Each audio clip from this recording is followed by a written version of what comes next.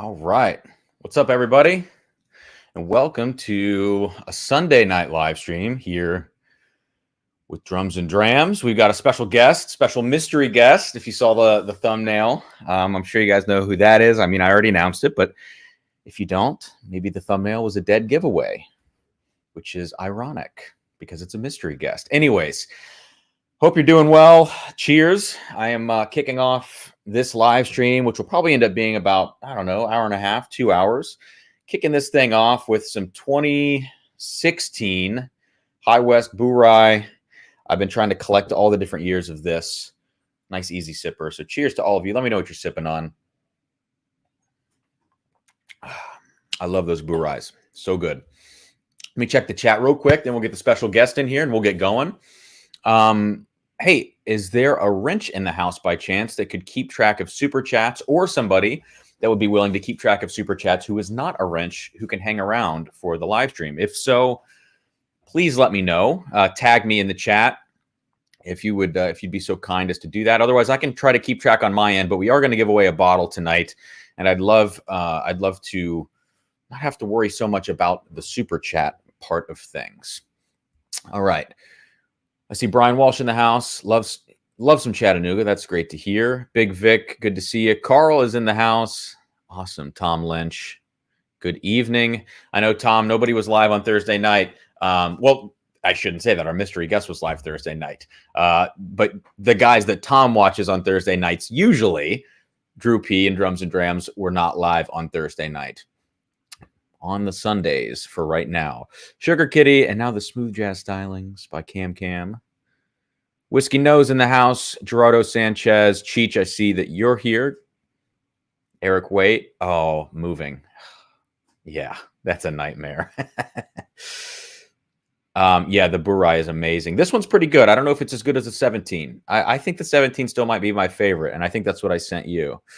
Mike Valentino, just drinking some Penelope Barrel Strength 7. I've got a review of that coming out. I did a written review for my patrons already, but I'm going to have a video of that coming out maybe this week. If not, then next week. Gerardo's drinking Old Forester 1920. That's a solid choice. Let me know what you're sipping on. It would be great if there's someone in the house. I don't think Amy is here. Amy usually does a lot of the super chat tracking here for Drums and Drams. But anyways, what we're going to be doing today is another sharing is caring stream. All right. Oh, and Rock Gut. Yeah, I keep forgetting that Ed's back to doing it now because of sort of that long layoff period that they had over there. So I do apologize. It's tough when you're doing it on the same night. I don't even think of it so much anymore. Daniel P., good to see you, man. A little earlier out where you are, but nonetheless, yeah, Sunday afternoon. Okay, so yes, sharing is caring. That's the theme of this stream here. I did one of these with Trev Wilson probably 3 months ago at this point, and it's one of these things where we send each other maybe our favorite or maybe just good samples for, sending 4 samples to each other. And when I drink it or when the mystery guest drinks it, we will show all of you what we are drinking. We'll just kind of talk about the pours and just have a good time, chat, hang out, all that kind of good stuff. So that's what we've got going on. Is there anything else I need to say? I think I'm going to hit 2,000 subscribers this week, maybe. I have been so lackluster with getting videos out, trying to get ready for this Colorado trip to get married next week. And just a lot of other stuff going on. I have a bunch of videos in the bag. I just need to edit them at this point. So I'm working on that. But anyways, if I hit 2,000 subscribers, I'm going to have to figure out a time to do a pop-up celebration stream before I leave town. I don't know when that's going to be. I don't want to step on anybody's times or whatever. So I'll figure out if I can make something work between, probably be towards the end of this week into the weekend. So anyways, that's that. Let's bring in the mystery guest. I'm sure you guys know who we've got today. Welcome to Kilco. Hello, greetings, mortals. How are you? All right. Good to see you, man. I'm glad we're doing this. Let's get the background changed. Okay, sweet. So I should mention right before we get started, let me find it. The giveaway tonight, we just got a super chat, first super chat of the live stream from Big Vic. For every $5 in super chats, you're going to get entered to win this Chattanooga whiskey, bottled in bond. My review of this is not out yet. It is recorded, and I've done a written review of this as well for some patrons. Fantastic bottle, and it has a little light peat smoke to it. So this is an interesting one, but I think probably the best stuff that Chattanooga's put out so far. So for those of you who are wanting to win a bottle, we'll run a randomizer at the end, and I think I'm going to have to keep track of super chats, which is fine. So thank you, Big Vic, for the super chat. That's awesome. Chattanooga's crazy stuff. It is crazy stuff. Do you have any of their bottles? There was a donation with the 111 proof one, and then I got sent a bunch of samples as well. Yeah, it's definitely I think it tastes like cereal or like blueberry oatmeal or something. So the ones I got are so bonkers. It's like maple finished and apricot brandy finished and honey mead finished. He just sent me everything. Oh, those are like the experimentals. Yeah. The apricot brandy I thought was a little bit weird. I kind of liked it, honestly. But then again, I had one I really didn't like. It was like fig something. Fig Amaro or Amarano. It was, oh God, not great. That's funny. It sounds like liqueur, maybe. I don't know. Something I'd never heard of. It was weird. JJ says, evening all, passing through as I bottle kill a Bardstown Discovery 4. That's a sad one to kill. That's an expensive bottle. Oh my goodness. Unifpo, Chris, good to see you, man. Daniel, if you wouldn't mind keeping track, what we do at the end, if you're going to be here the whole time, Daniel, if you want to track super chats, we usually randomize it before I call a number out. So on your end, if you track them chronologically, throw them in a randomizer and then get your order from that, and then I'll give you a number so you can throw the person's name out. So yeah, Daniel, let me know. I'll wrench you as well, just to make sure. Random.org is your friend. Yes, I love random.org. It's the only way I can do giveaways. Okay. Well, cool. Well, let's get started, man. Let's drink some shared whiskey here. So, do you want to start, or should I start with the first one? What do you think? No, you start. I got a sip and a half of my warm-up whiskey, because that's a thing, apparently. What is your warm-up whiskey? Oh, it's just Eagle Rare. That's something I go to all the time, and I can get it. I hope one of the stores I was getting it off, like it was on the shelf. I just pick it up, be like, yes, Eagle Rare, I like this. And then I go in there one time, it's not there anymore. And thankfully, I know some of the people who work there. It's like, where's the Eagle Rare? That's always been there for the past 2 years. And they're like, oh yeah, we had problems with people like stealing shit. So I have to ask about it, and it's in the back and that kind of thing. Oh, I feel so bad. You got to do the old the backroom dealing. Yeah, I know a manager there. I know at least 3 or 4 people who work there, so it's fine. Yeah. All right. Well, I'll start off with. Oh, I got your tap here. So I'll start off. Like I said, everybody, we sent each other 4 samples, and we'll show you what we're drinking along the way. But the other person who is drinking it at that time will not know what they are sipping on. So this could have been any kind of whiskey, world whiskey, bourbon rye, Scotch, Irish, Japanese, whatever. And that is. That's what we're doing. John says just Eagle Rare. Yeah, for some people, folks like me, I know. I can't get it unless I pay $50 on the local secondary. So yeah, it's like 35 here. But again, it just came off the shelves recently. And watching the hell was it? That Netflix talking about Pappygate. There's a little thing like that. Basically, a dude has like a midlife crisis and decides to steal whiskey. To sum it up, and they're showing like them stealing Eagle Rare boxes of stuff. I'm like, no, please, no, don't make it worse for other people and me. Stop. Yeah. That was funny. The whole Pappygate thing was, that's wild. Can you imagine having an endless supply of $2,000 bottles? I can imagine it, but that's must be it. Nice. I can imagine that. Yeah, it'd be nice. But I was I watched it and I couldn't have much sympathy for the guy. Yeah, he was doing some pretty shady shit, and he got away. Like nothing really happened to him. Yeah, he's spoilers, but nothing really happened to this dude. John says, is the bottled and bond better than the tawny port? Yeah, for me, it's like more of like a real whiskey. The tawny port tastes like port with some whiskey. The bottled and bond actually tastes like a very well blended whiskey with a lot of like varied qualities. It's not just raisins in a glass. So, I mean, not that I'm, throwing the tawny port under the bus. That's a great one, but I drink that. I'm going to drink it like twice a year, maybe. It's like Angel's Envy rye, just not as sweet. Well, anyways, I just poured whiskey number 1, glass A, and I'm going to turn my head so you can show the audience what I'm sipping on here. Okie doke. Let me know when I can turn back. I'm showing them now. It's got a nice light color to it, so. Yeah, we're good. You can look down. All right. So it's got a nice light color to it. It's like golden pea. Sorry, I shouldn't say that. You're speaking truth. Oh, man. Yeah, weird. So this is definitely going to be one of these non-American whiskeys, I would assume, but I don't know. Trevor Kunkel. I have the rum finish experimental. It's just okay. I have not tried that one. I have like now, Brian, did you get a sample of the European Oak High Malt Chattanooga whiskey? No. I was given the bottle in like 6 different samples. I tried one of them already.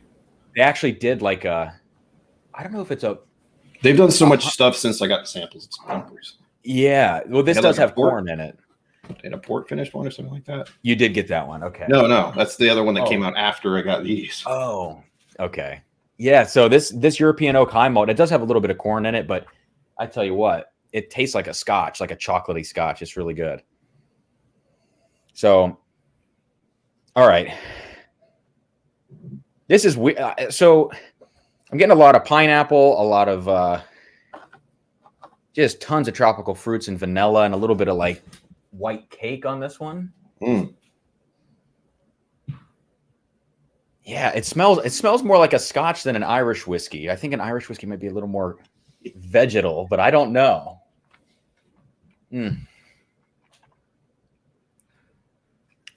Oh, that's weird. Oh, that's weird. Is it? Oh, on the back end. It's got a tang. It does. What is this crap, man? Wow. So let me ask you this. Are you a fan of this whiskey?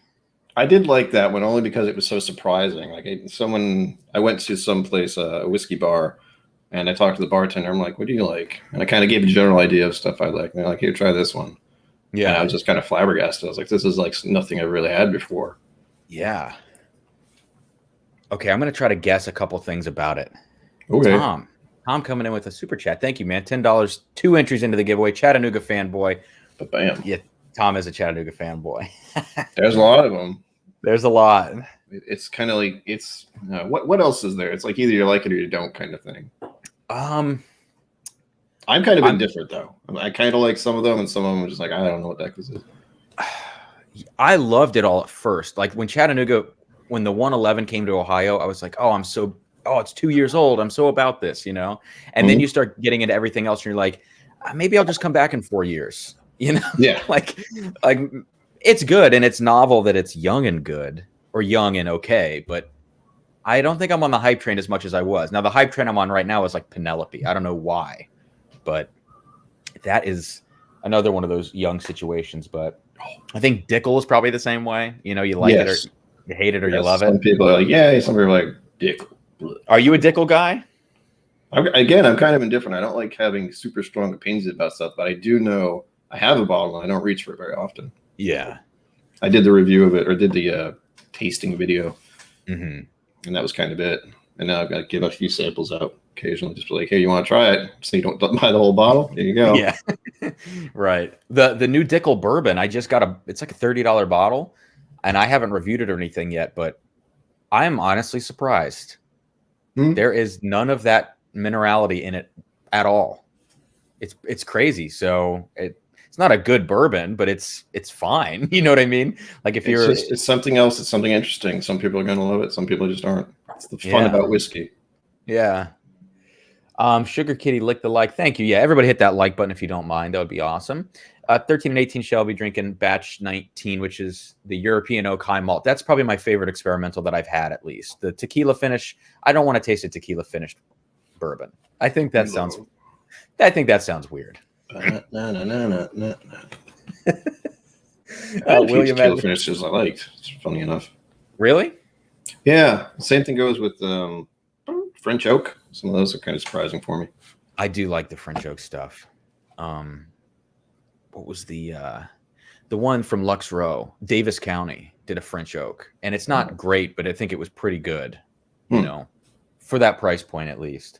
But William Edwards, thank you for the super chat. 2 entries into the giveaway. Another Chattanooga lover in the house. All right, guys. So, okay, I got to figure out what this is. We can get on to the second pour. We can get on to Brian's first pour of his samples. All right. I'm going to guess proof here. Whoa, what is that on the back end? It's almost like it's finished in a stout cask. It gets a little like, it gets chocolatey, but kind of dry. But it's so nice on the nose. Mm-hmm. It's so like Scotchy and Glenmorangie almost on the nose. All right, I'm going to say ABV. Poker face the whole time. I know. I'm going to say ABV is 43%. I'm going to say age is. We don't need to do this for all of them if we don't. No, I'm just like, it's good. I don't like it. That's about it. Yeah, I don't know. 8 years old. I'm going to say it's an American single malt because it's kind of funky. So I have no idea what this bottle is though. So I actually think I like it. I think I like it. It's kind of funky enough on the back end that it's actually more interesting that way. Yeah. Like I said, I've never tasted anything like it before. Yeah. I wanted to share that with a few other people. Should I reveal? Let's do the reveal. What is Glass A on the Kilco side of things? Glendalough, 13-year Mizunara cask finished. Whoa. Yeah. Is that how you say that? Glendalough? Glendalough. Like wow, 13-year Irish whiskey. Yeah, the Mizunara cask finish is really the part that threw me off. Japanese barrels and stuff. That's got to be it. I've never had anything finished in Mizunara. Oh, it's so completely different. Wow. Yeah.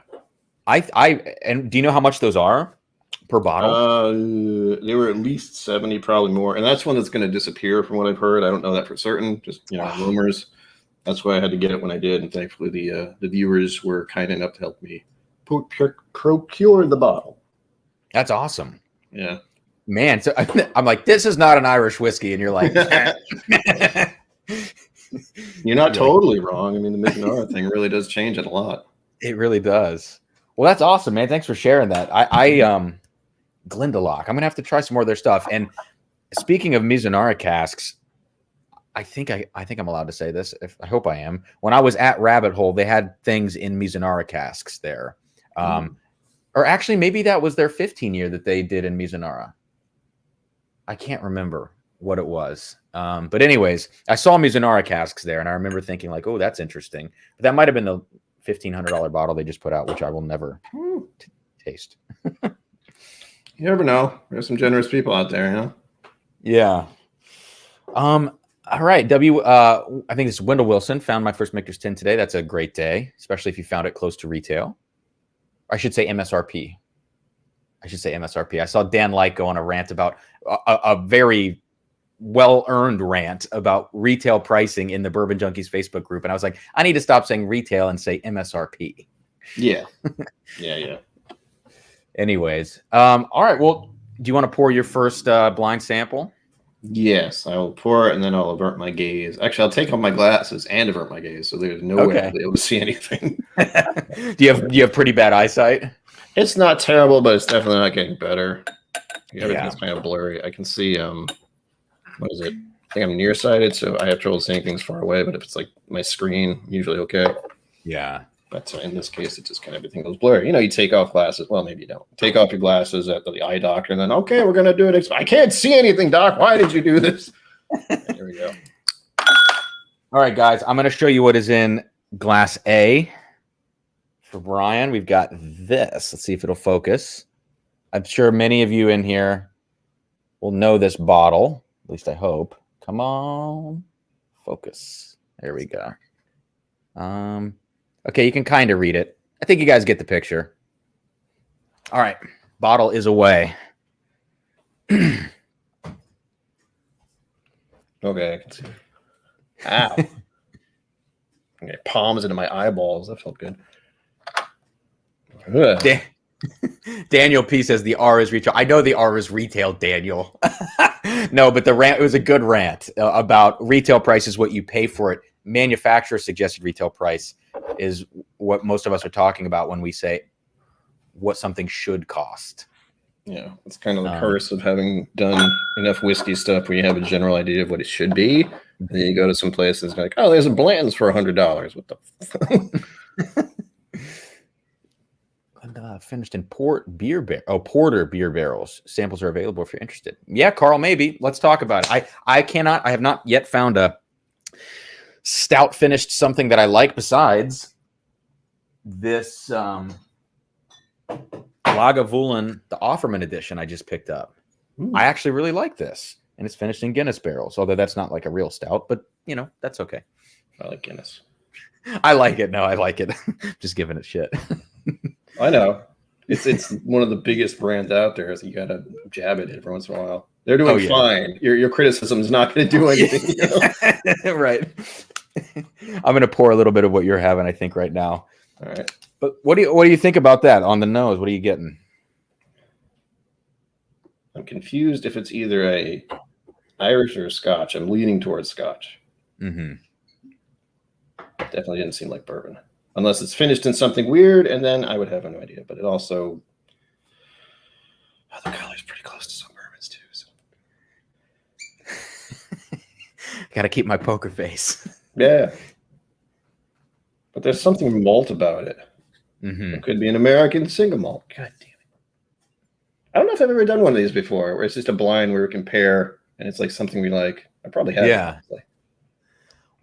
You know, when I did it with Trev, I wasn't sure how it was going to go over, because a lot of people will do like competitive blind flights, but there's like, this is not competitive. You know, like this is just kind of hanging out and me and competition don't do well. I have enough anxiety. Thank you. Oh my goodness. Gerardo Sanchez, don't let me be the one to answer this question for you. Talk to your financial advisor. Good Lord. That's more than my car was when I first bought it.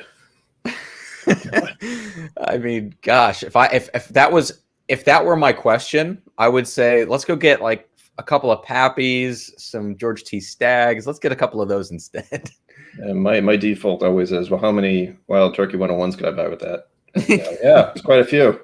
That's your measure. Yeah. And even then, the Wild Turkeys around here are a little expensive.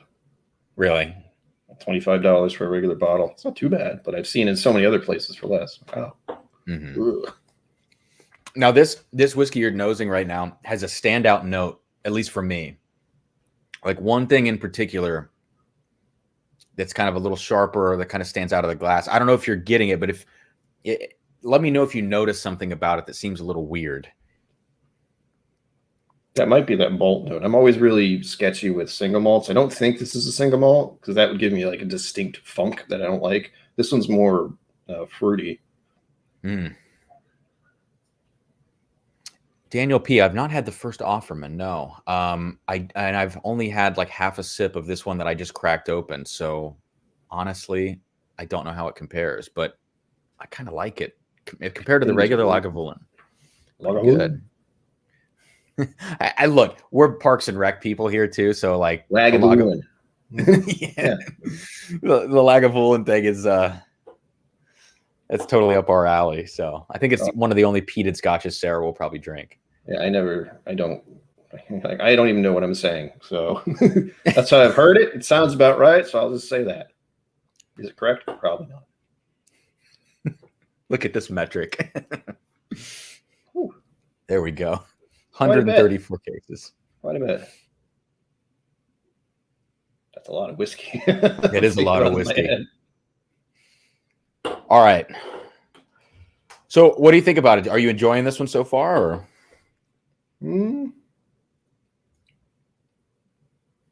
This one could be divisive. It seems familiar to me. Like the smell is not strictly recognizable. I don't know if it's because we've been talking about Chattanooga, but it feels like it might be Chattanooga suddenly, now that I've taken a sip of it. I actually can see why you would say that. Yeah. Because I swear it's a malt of some sort. Let me show the people again what it is. Let me remind them very quickly. There you go. Got to catch the light just right so you can read it. All right. And it's away. Camera focusing is amazing. It is so annoying. Mine's usually pretty good. It's about right here, and I have to cover my eyes, apparently. That was a trick someone told me. It's trying to find your eyeballs. Oh, yeah. That's why I keep saying it's trying to focus on those eyeballs behind you. I never know if it's the mask or if it's this little guy. Yeah, okay. The mask has googly eyes, too, which it's like if you see this thing up close, it looks hilarious because it's like it looks very legit. I mean, from China, and then it's like little googly eyes on it. Sounds about right. Wonderful was the. We'll probably never see another one. Oh, I don't know what you guys are talking about in there. Carl, like the first Offerman, better than the new one. Okay, yeah. Did you have You had a sip of this one? Yeah, I've had 2 sips now. It's a little Okay. spicy. It's got that like it's spicier than I would expect for a scotch. That's what's bugging me. And it doesn't remind me of any kind of Irish. What do you think on proof? It's actually I do like it. It's not that high. I forgot to say the proof on the Glendale. You're pretty close. It's what, 40? Yeah, it's 46. This one feels like 45, maybe. It doesn't feel that high proof to me, but again, my barometer for proofage is not great. No, you're on it, man. It's 46, so you're good. You're right there. One of the streams I did, what was it, last week, the week before? I did a blind. Like the sent me a blind flight of Elijah Craig barrel proofs. And the one I liked the most was the second highest proof, and the one I didn't like the bottom one, number 4, was the highest proof. So there's no. And then another one of them was the lowest proof. So it's like, oh, well, I guess proof doesn't exactly matter to me. I like higher proofs, but this one isn't like doing that thing where it's like, oh, hi, hello, more than 50%. Right. Smells so much like scotch, though. God damn it! Except for the malt funk, that's not here. Sugar Kitty, that's hilarious. We're going to get an entire pallet of wild turkey delivered to your door. Actually, It's going to be delivered to who was it that said that? Oh, Gerardo. It's going to go to Gerardo Sanchez. 134 cases. There you go. I could do lots of bottle giveaways with that. So this is Glendalough, you said. That's how it's pronounced. I want to make sure I got that right. Glendalough. Yeah. Some people will say Glendola. The only reason I have any kind of reference point is because of like a Whiskey Try video they did, or it's probably Whiskey Vault. I'm not even sure. It's ages ago, and they had one of their mods. I forget his name. It's not Trev. It's something else. Anyway, he's from Ireland, and he was saying he pretty much try to say it as quickly as possible and get it over with. So I was like, all right, I can try to do that. I like that strategy. Hey, for those of you hanging out in the chat, let me know what you're sipping on if you are having something this Sunday evening. I finished the workday earlier. We played a little community outdoor concert, just like, you know, show tunes and movies, Lion King. So I was just playing drum set with the symphony earlier, and I'm ready for a drink now. Sarah is at a baseball game though with her mom. Baseball. Take me out to the ball game. So do you want to do the reveal on this one? What do you think? Yeah, I'm leaning so hard towards Scotch, but it's something about it is making me think it's some kind of American malt thing. But I could be completely wrong. All right. What you are drinking is Glenmorangie Signet. Ah, good. It's like, this seems familiar, and it seems like a Scotch, but there's something spicy about it. Is this? Are you familiar with this one? Like, I am kind of familiar with Glenmorangie. I have so many guys. Oh, here we go. Yeah, this will do. That's probably why it was familiar to me. I still haven't finished these, and I'm kicking myself every day for not doing so. But I have like the Quinta Rubens sample, the original, a Nectador, and there was one other that I liked. I think it was like a sherry finish or something. I drank all of that one. Oh, the La Santa. Yeah, La Santa. Yeah. So I'm vaguely familiar with them. I haven't had a sip of those in a while. I need to finish those. I really do. I love the Quinta or Quinta Ruben, however you say. I don't even know.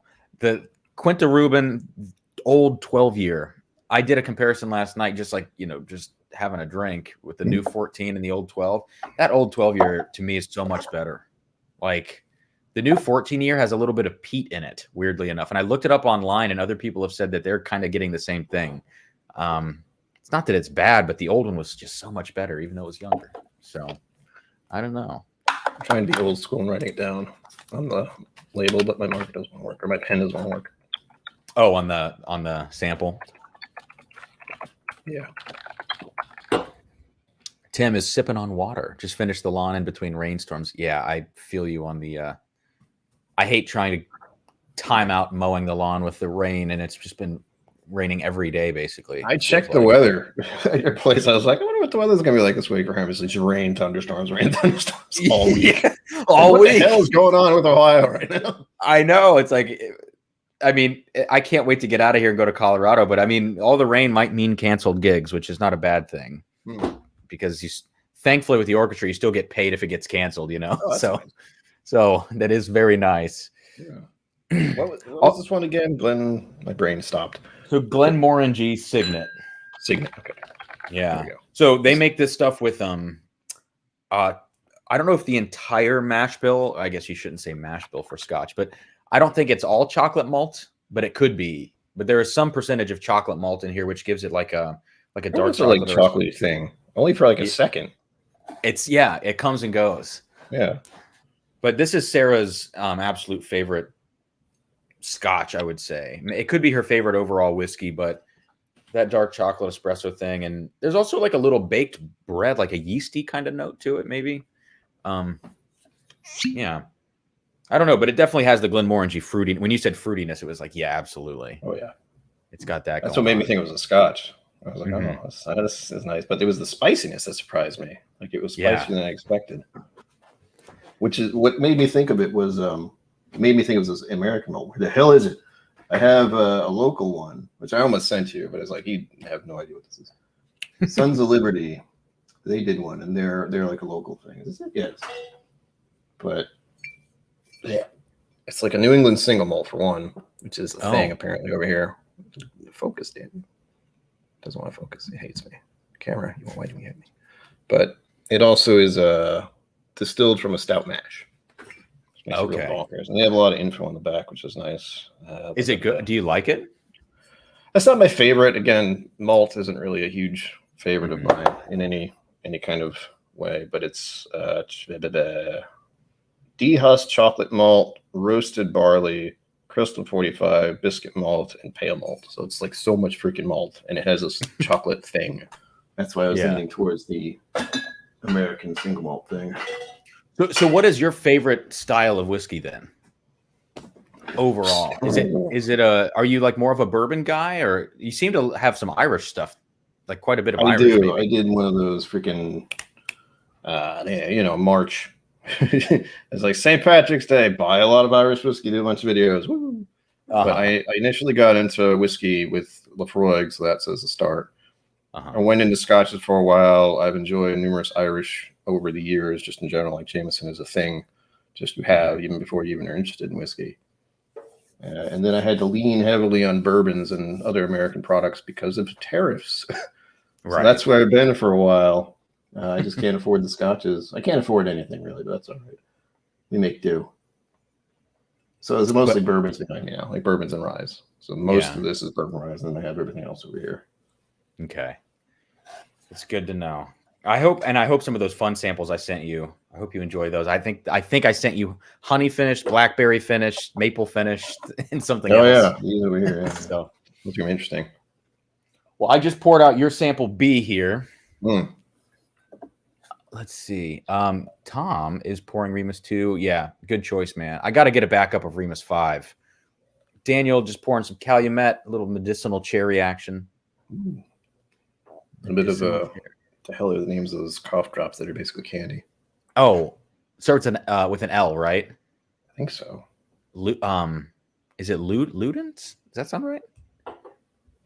Maybe. Or problem is, I think not Halls. Like the ones they're basically candy. They're called cough drops, but I think it's Ludens. Yeah, that feels right. I just want to say Luxardo because I love those things. That's not a cough drop though. Ludens, all right. Luxardo, man, I'll take a Luxardo cough drop. JJ is sipping on some Colila 12-year. I've never actually had any Colila stuff. So what? Yeah, who am I? I need to remedy that. Oh man, this second one you sent me is pretty wild. Oh yeah. It's light on the nose, but it's got a little smokiness. Yeah, nice like peppery spice smoke. And it's definitely not as pineapple-y as that first one was. Do you want to show everybody what it is? Sure. I'll turn my head. So glass B. Doesn't want to focus, of course. There we go. Okay, everyone, you see it, and it's gone. Ooh, that's good, isn't it? Oh, that's good. And that's a little higher. That's got a nice proof to it. It feels like it does. Like, oh man.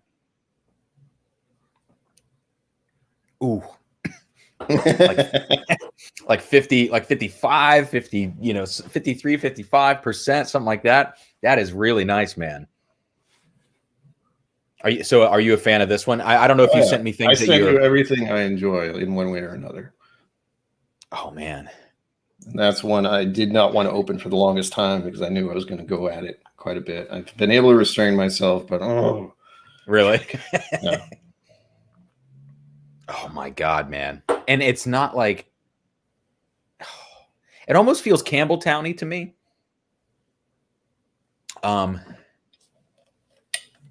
Because it's not as peaty as an Isla. It doesn't feel like, or if it is, maybe it's balanced out by the proof on here. Like, I think if you have a lot of peat on a low proof, you know what I mean? Like the peat kind of takes over, but here it's really in check with like the flavor profile and the proof, I feel like.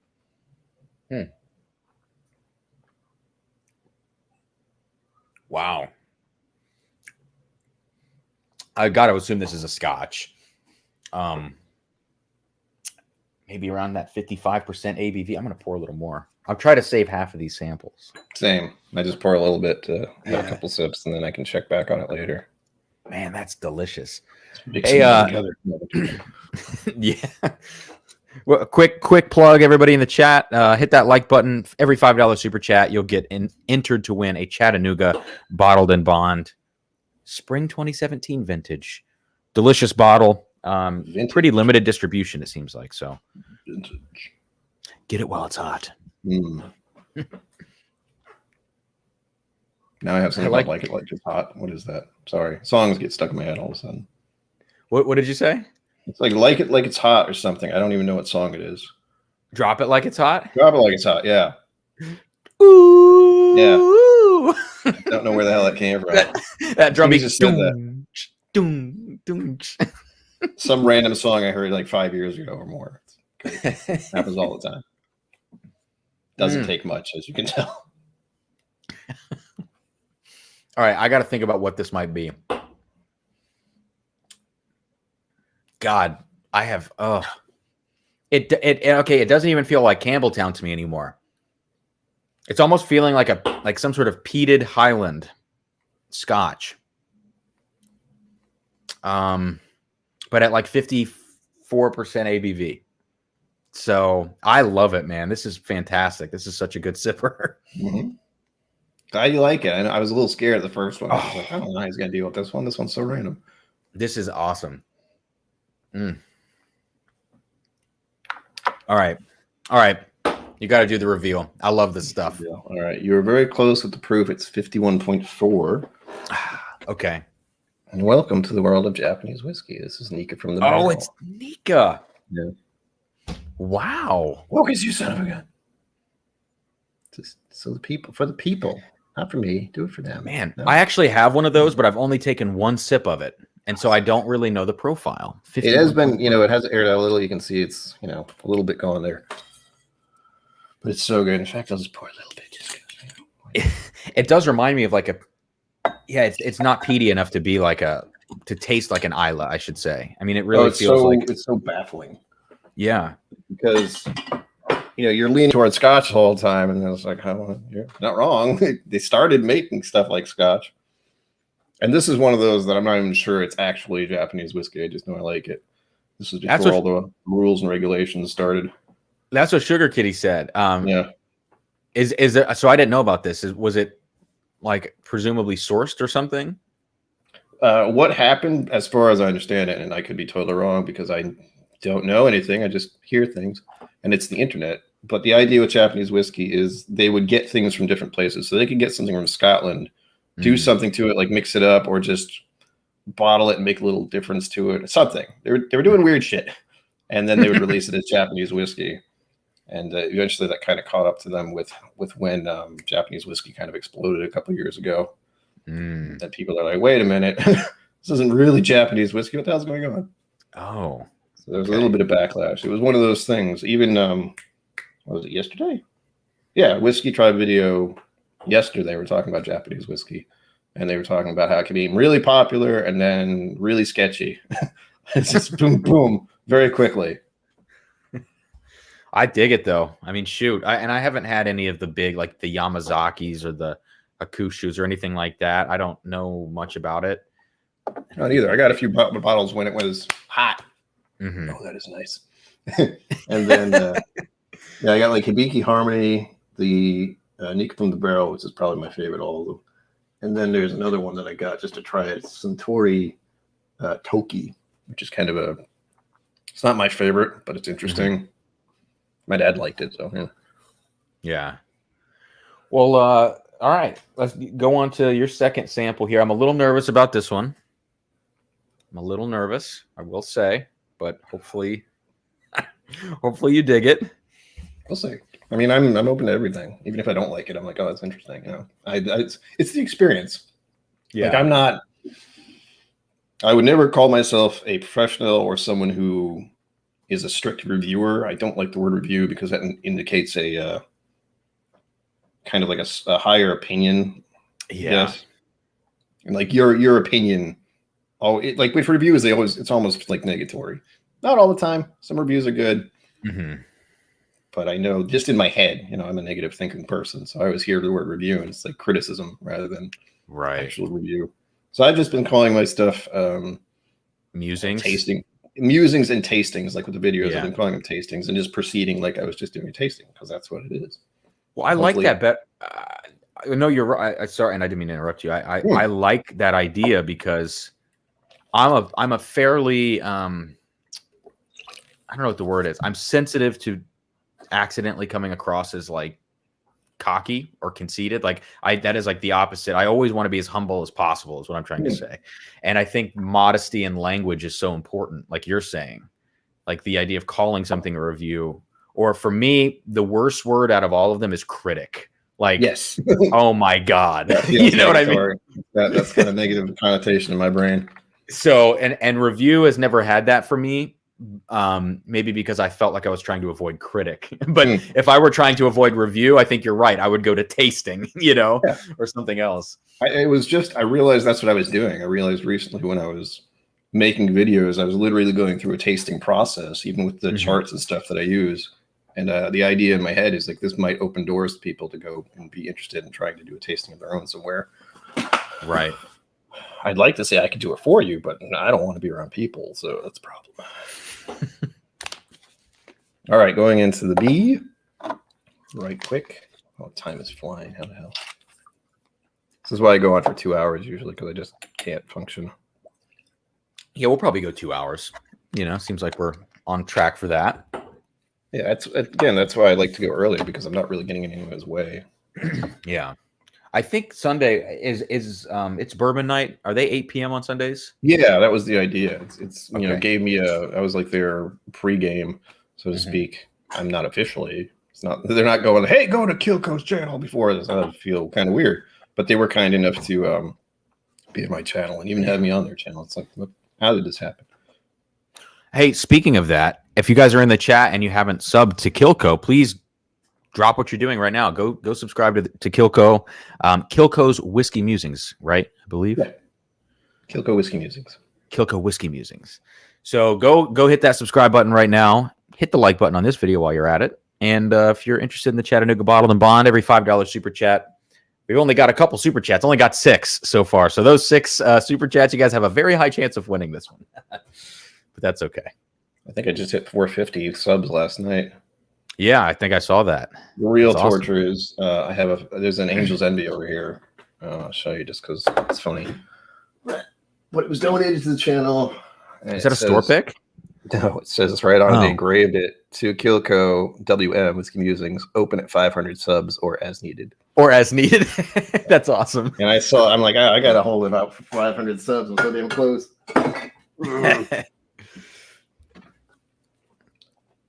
So everyone was saying, is this Ben Nevis? How do you say that? Ben Nevis. Ben Nevis. So that's who owns Nika, or who they were getting from. Nika Coffee Malt. Haven't had that one.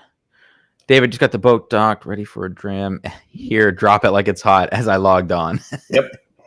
Nice. All right. So you got B poured? Yep. Okay, I'll show everybody what this is. Here we go. Ba-boom. Come on, focus. There we go. All right, so many of you probably know this bottle. Or those of you who enjoy this type of thing. All right, we're good to go. All good. I'm going to pour a little bit of this. Yeah, I like that. I like it. We're going to, I'll just pour a little just in case. It's like I plan. It's like I'll drink 4. I'll have 4 samples tonight. Now I'm going to have 8 samples. No, we got to compare. We got to have a little together about this experience, to share the experience. Here you go. Carl says, I need to pour that one. Yeah, I'm with you. Daniel says 25% chance of a bottled and bond right here. There you go, Daniel. But Daniel's the one keeping track of the super chats. Can we trust him? No, I'm just kidding. We can trust Daniel. Emily Chambers, subscribe to Kilco and hit the bell. Here you go. There's the link. Let me see if I can pin that link. Pin message. So it should be, there we go. So go subscribe if you haven't already. What do you think about this one? Damn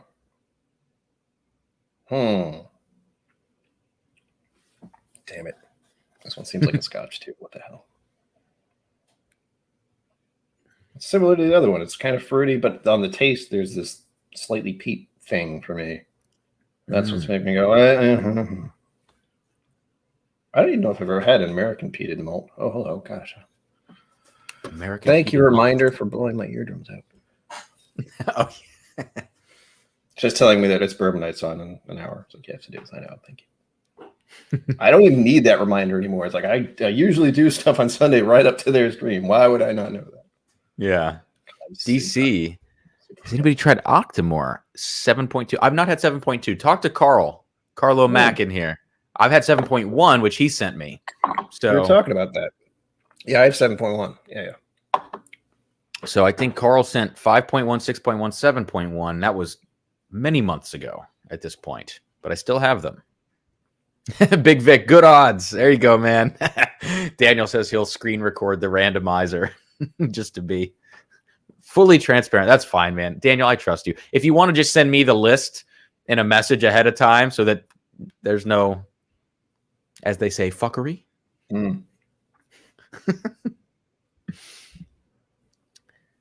Oh, man, the Octomores are so good. I was supposed to pour mine out for Friday because I keep talking about Whiskey Tribe and Whiskey Vault. But anyway, they were doing they were supposed to do an end of the dry week stream, but they just didn't.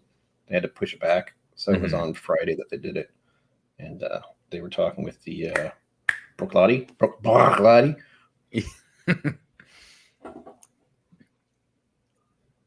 Daniel says, will do.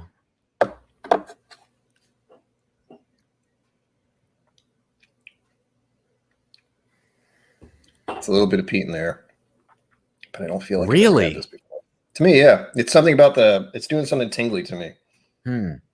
But like with the one we just did, like the Nika, I don't get any peat at all in that. You know, I could see because I think this is completely unpeated. I could be wrong. I think it is, but I actually, now that I'm tasting it, it's like there actually is something that kind of reminds me of it. Yeah, it's something that goes to my tongue. I try to, for whatever reason, my taste buds aren't great, but the feeling of it is what I rely on the most. Like with certain ones, like Rise and such, I get this spiky feeling, and with this, it's giving me this kind of dry sensation that I sometimes get from peated stuff. Carl says this is his special occasion pour, so today just became a special occasion. There you go. Nice. Every day is a special occasion, man. You made it through another 24 hours. Have a drink. Yeah. Any excuse to drink this one, I will take. It's kind of reminded me of Open 14, which is weird. That's a lightly peated thing. I love Open 14. That is my outdoor pour. It used to be my restaurant pour. If I saw it back there, I'd be like, one of those, please. But then I finally got a bottle of it. So now it just sits there and looks at me.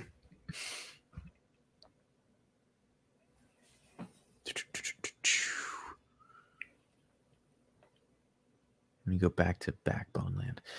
Yeah, speaking of Backbone bourbon, I just got another Backbone pick today. Someone is muling back from Kentucky, which I'm excited about. Nice. I love those Backbone picks. Great value. I hope you do get to the New England area sometime. I say this to everyone. Bourbon knows. Going to Irene Tan's store in Canterbury, it's an experience. Like for all the bottles she's doing. Is that another one? Saw you on where? I was talking about it, but it was on the Whiskey Tribe. Okay, that might be why they went to her store. I was there. That's how I met Rex and Daniel for the first time. Oh, really? Oh, cool. It's like right next door. They just said, "Hey, we're landing in Rhode Island," and I went, "What? How the hell? What are the odds of that happening?" Yeah, it was nice. It was a big event. She opened up her own store, and she does crazy good picks. Bourbon. I did not get that Backbone. I'm a little tapped out on whiskey right now financially. Yeah. And I think that was a $90 Backbone. And, you know, I love Backbone. I love MGP. That was an older one too. I think it was like 8 years, but maybe I don't exactly remember. But Oloroso Sherry and bourbon for me, they do not mix. They just do not mix. Oloroso. With Scotch, that's a different story. But yeah, with bourbon, I just can't do it. PX Sherry with bourbon is a little bit better, but I don't know. I want my bourbons to be finished in honey or maple or another flavor that really kind of like relates to bourbon, I feel like. Yeah. This one's just reminding me of a slightly peated Scotch, but it doesn't feel right. Like I'm looking at you and going, like the last one threw me off too. I was so convinced it was an American single malt, but it was a Scotch. Well, not convinced. I was on the line. It could have been either.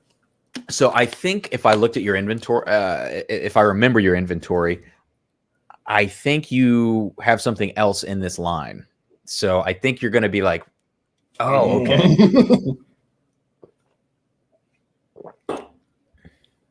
Yeah, that's the really hard part. So it's like, this is familiar and I have no idea why. Mage Maroon. I like when my bourbon is finished in bourbon. There you go. Sugar Kitty. Yeah, this is, the finished stuff for bourbon. I'm into these good times finishes right now. For whatever reason, I'm kind of obsessed in the Starlight finishes, but other things, when people are doing Oloroso Sherry, it weirds me out a little bit. Port finish bourbon, same thing. I'm not the biggest fan of that. I like it in Scotch mostly. The colors freak me out too. There's so few Scotches that I see that get to this color, and if they do, it's because they've been in a barrel for a very long time, or they're colored to absolute shit, or if it's Dalmore or something like that. Well, when you said something about the Signet, the last one, you're like, look at this color. I was like, yeah, that's all fucking color.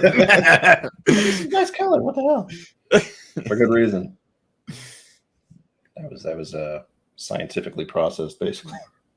You want it to look like this. All right. Put a few of these in there. Well, I definitely like this, but other than thinking it's some kind of slightly peated Scotch, I don't know. Okay. All right. If you had to guess a finish. It feels like there's some kind of weird finish in here. What would you guess it would be if you had to take a guess?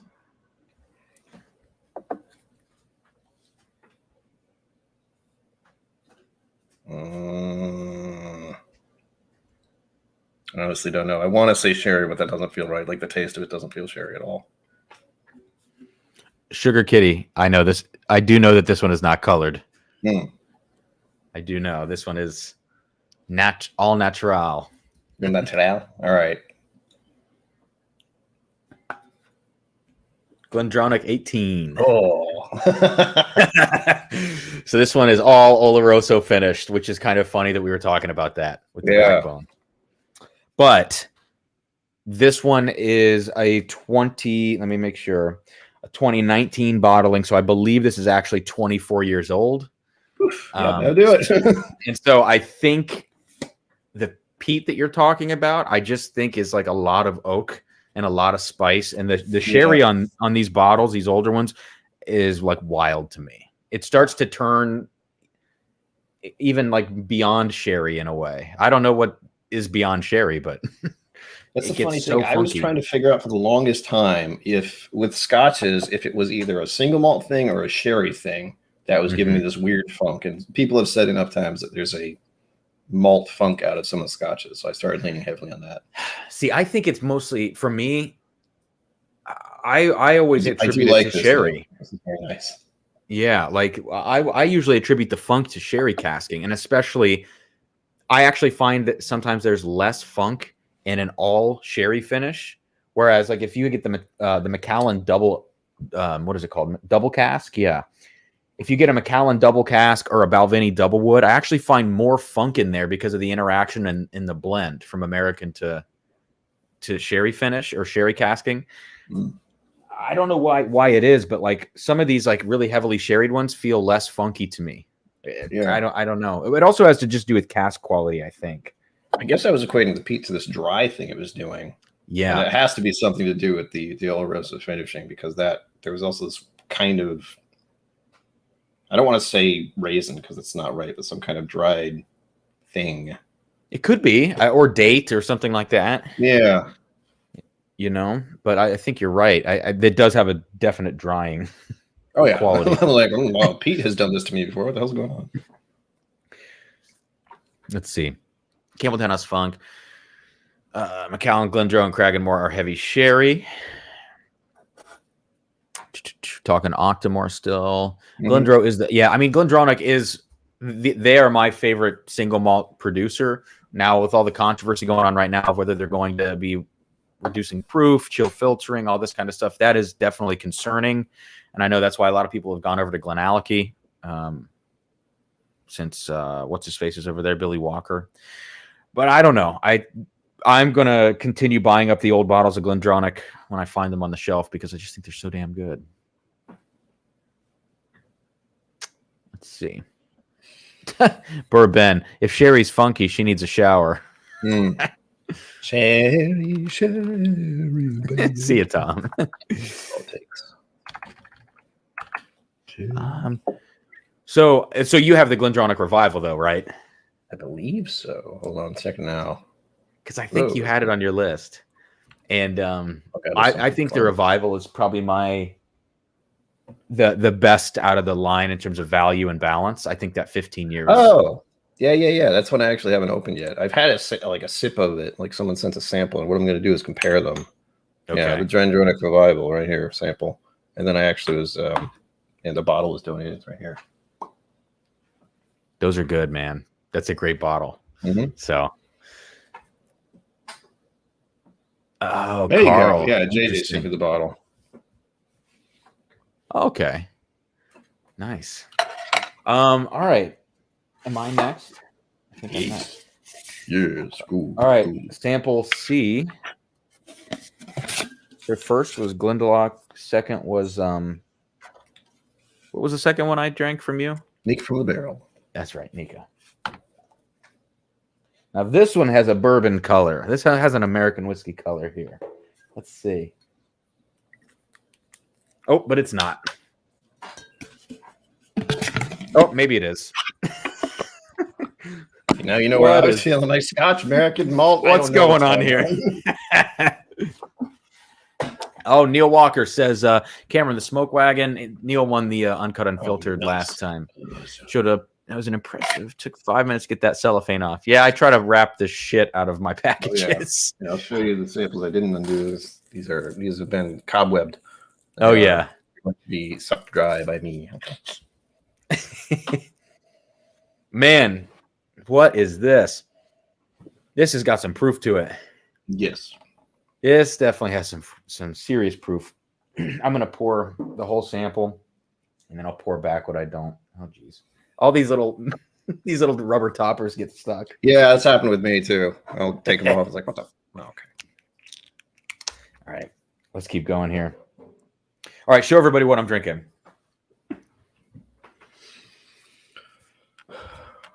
Wants to focus, that is. Okay. Oh my gosh. Woo, that's a hot one. All right, we are clear.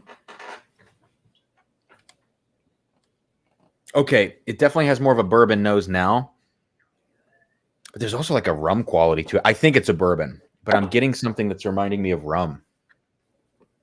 I don't know why.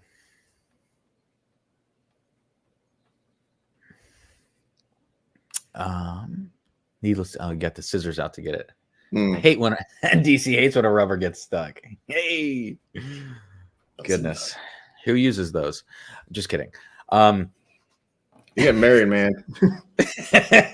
Gloves are off, as they say.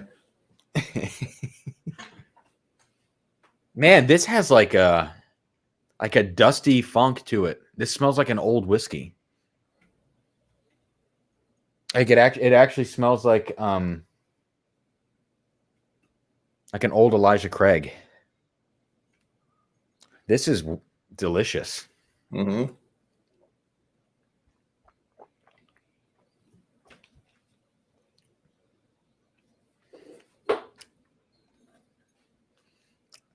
Huh. Right. I mean, this is feeling like 125 proof, maybe something around that. I mean, that is a hot biatch. I have to translate proof in my head because when I'm making the labels, I don't want to do proof because it's just more letters. So I always just go percentages. Oh man. Bourbon says, "Did you see who is co-hosting Livewire tonight?" No, it's not me because I already forgot. Oh man, this smells so familiar to me. It actually smells like the Driftless Glen pick that I have. Ooh, is that a good thing? I hope so. It's your pick. Oh, I didn't do the pick, but this one Driftless Glen pick I have, it actually smells just like it, which is a good thing. It is a good pick. I do not know. All right. Am I around like 62% ABV. Am I close? It's a little high. A little high? Damn. Close.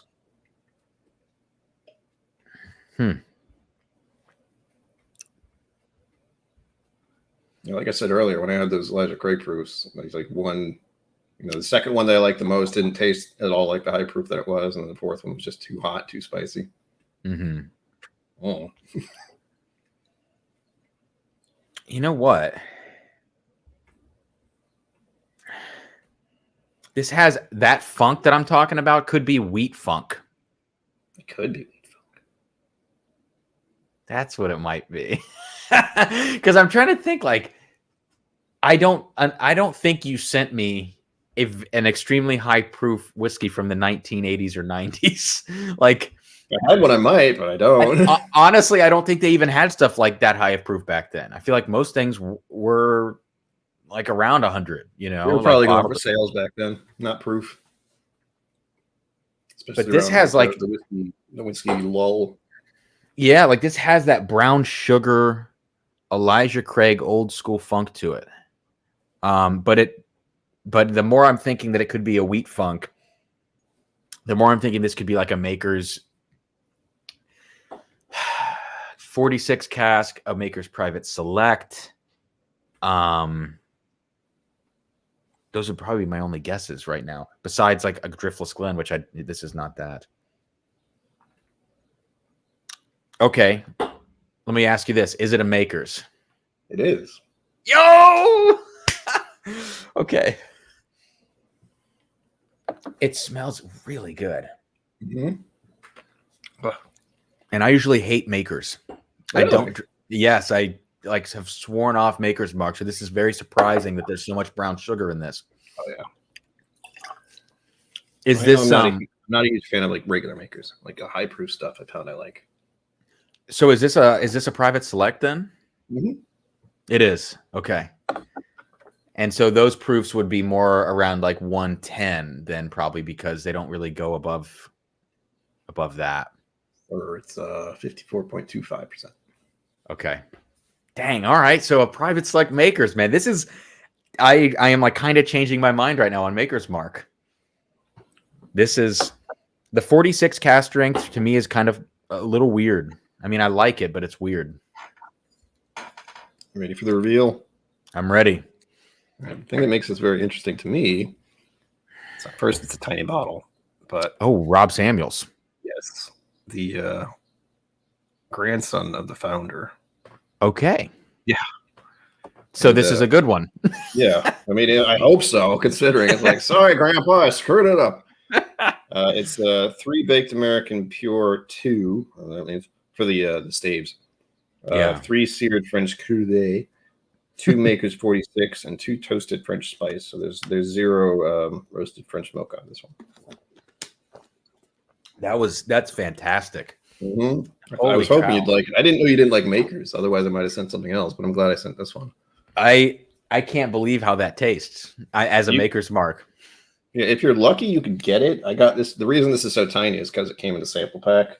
There's this one. There's the cask strength, and then there's this is the old cask strength bottle actually, and there's the what was the other one?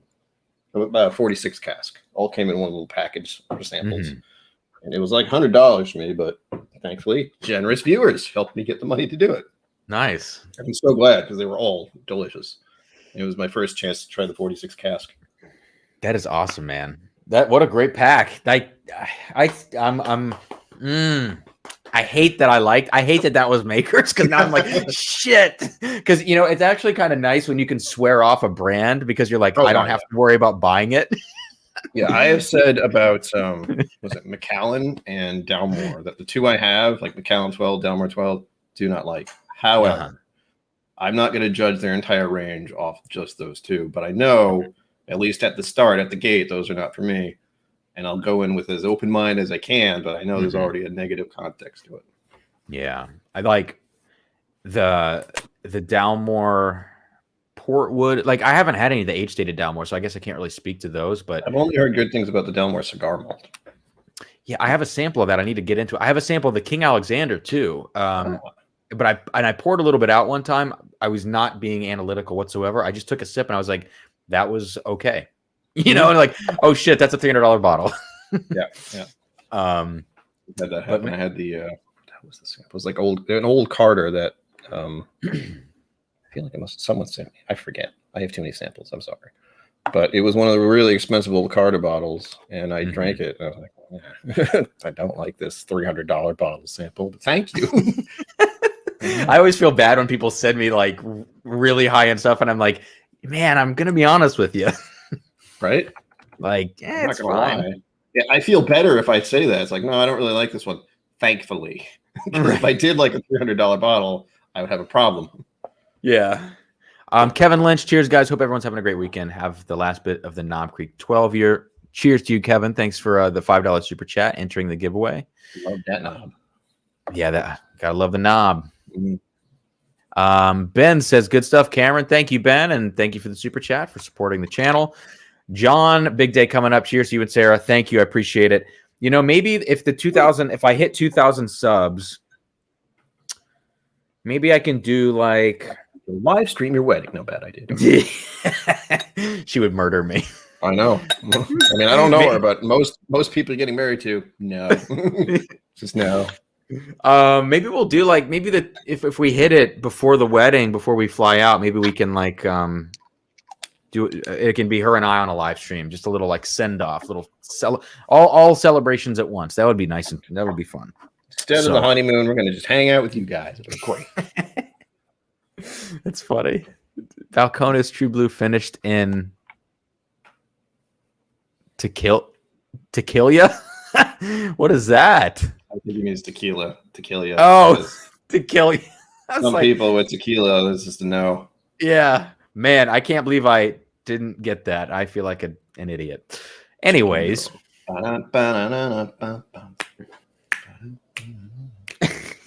All right, I'm going to pour the rest of this Maker's back into the sample because I'm going to save this. Oh, that is so freaking good. I wish they actually had a bottle of that like out somewhere. I would get one somehow. Yeah. Credit cards are my friend. No, credit cards won't be dead. But anyway, yeah, that's the kind of thing I'll do. It's if something I really, really like. Sometimes I can't control myself. Yeah. I need to get it. All right, you're on to number 3, I think. Number C, yes. And let me make sure. This is when I told you I didn't write these. You said you didn't write them down. I also didn't write these down, and this could be one of two things. But I think I ordered it low to high proof. So based on what you tell me, I think I'll know what this is. But closing my eyes. Yeah, close your eyes. Okay. All right, everybody. I think this is what I gave Brian for his third pour. Pretty positive. Yeah, I just wrote it down on the saved file. So I was glad I did because I totally forgot I did. All right, we're good. I think it was this. Let's hope. Oh, I can't see. All right, here we go. Oh. Well, this one's a bourbon, I think. Like instantly. Oh, it smells nice. I've gotten so accustomed to bourbons. I get to scotches and it's like, I don't know what's going on. Carl has moved on to Oban 14. Speak of the devil. A fave for Uta and me both. And us. Yeah. Like I said, it used to be my go out pour if it was somewhere behind the shelf. Like, that one, please. Yes. Let's see. What was really nice is if you find those places that don't really know how to pour a neat pour. You're just like, wow, okay, I got to drive home. Sometimes, like, I'll go to a place and this happened at a hotel bar recently because, I mean, God forbid you go drink at a hotel bar. It's like so expensive. It's safe, and just walk to your room. It's fine. That is true. But it was like after a symphony concert, there's a hotel next door that the guest artists and the conductors stay in. And so we'll go over there, the percussionists with the conductors, and kind of hang out after the shows. And I went up to the bar and I was like, hey, is it going to be $1 million for me to get a pour of scotch here? I said, and I actually asked for Oban 14 of all things. And he goes, yes, it's going to be very expensive. And I said, okay, what is your house pour? He goes, Woodford. And I said, all right, well, can I get a double of Woodford then? And he brings it over. It was $30. And now, to his credit, I stood there while he poured it before I took it back to my table, and he basically poured me like 4 ounces of Woodford. I mean, it was humongous in a rocks glass. So yeah. I felt like it was my one drink of the night. I was appreciative, but like I could have went and bought a damn bottle. Yeah. You know, a handle of Wild Turkey for me is $40. Yeah. So.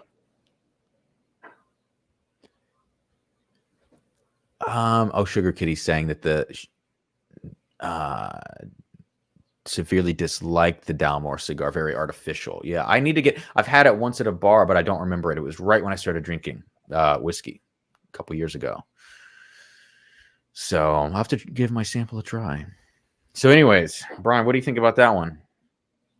It's reminding me of Elijah Craig, but there's something different on the taste. Like it feels like it's been finished or something, which has thrown me off.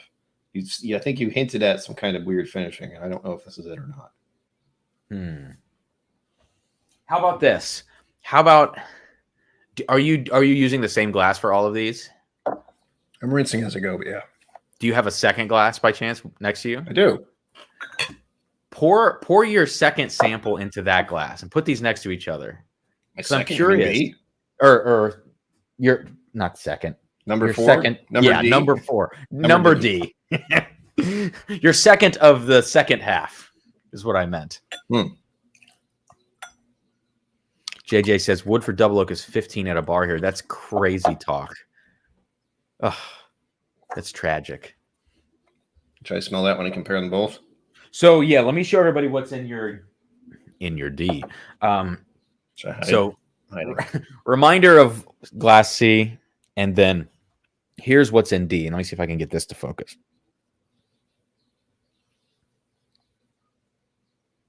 Okay, it's focused. Now let's see if they can read the dang thing.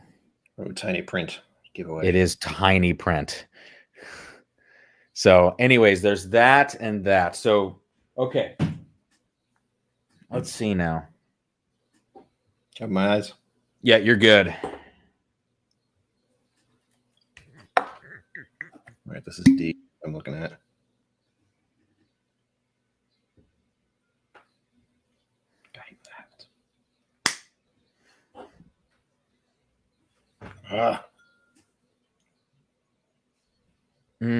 I'm getting a clean glass smell, which always annoys me. Oh yeah, you gotta coat it all. Yep. You got that stuck in my head. It doesn't take much for me, man. It happens. It's like there's a radio antenna in my brain just for anything. Spotify is playing at random. Hey guys, for the chat, just a reminder, giveaway tonight, Chattanooga whiskey bottled in bond. Every $5 super chat gets you an entry. And I'll throw in a couple samples of some of the better Chattanooga bottlings I have as well. So I'll throw in four samples with the bottled in bond. Probably the port finish, the 1816 cast strength, the European oak high malt, and I don't know, something else. The rye, maybe. A mystery pour. I like that I was a mystery guest tonight. I love doing that. Yeah. Because no one knows who it's going to be. It could be like my brother or someone I know. But so far, it's been all other whiskey tube channels. Yeah. It's usually very hard to get so what do I want to say here? Schedules, like, you know, I don't want to say whiskey tube people are very busy people, but, you know, this is their fun. Right. And the rest is like their actual lives. So trying to get a time where it's like, by the way, on Friday at 6 p.m., you want to hang out? It's like, I got a family, man. What? Right. I got shit to do. So far, so good, though. Like they're like having it's bourbon night in Aquavito, and they were. I just don't know. I just don't know how that happened, and it was lovely. That's cool. That's so cool, man.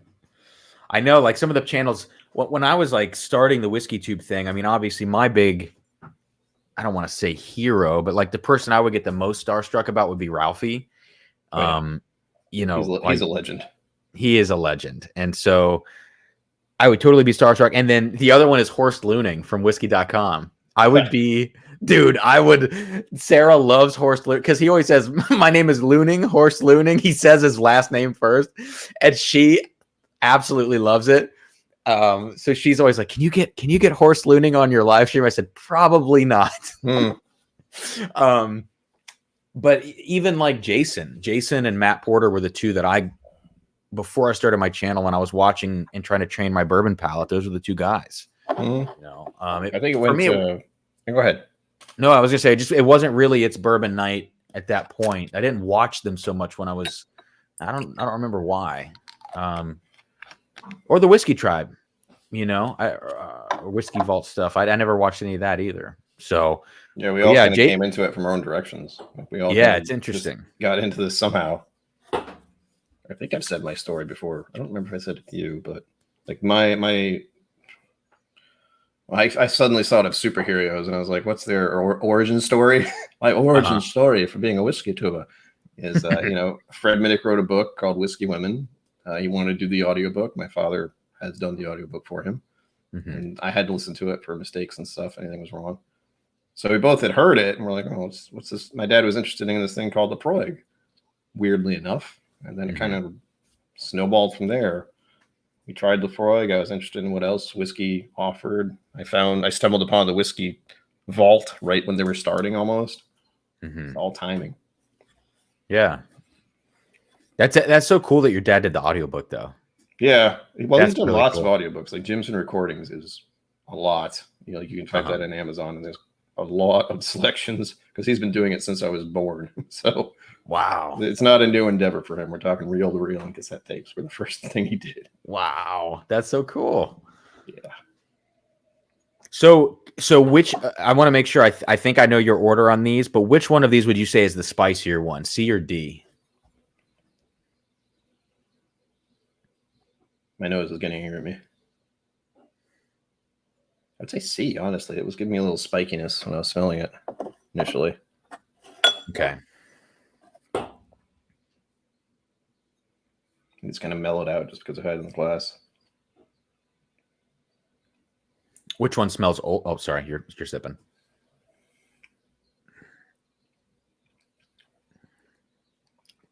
I like C.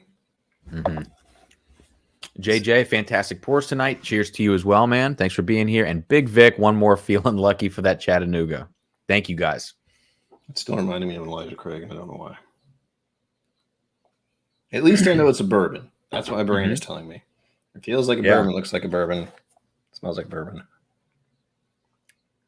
And I'm trying to figure out why my brain thinks it's Elijah Craig. That's the one thing that's bugged me.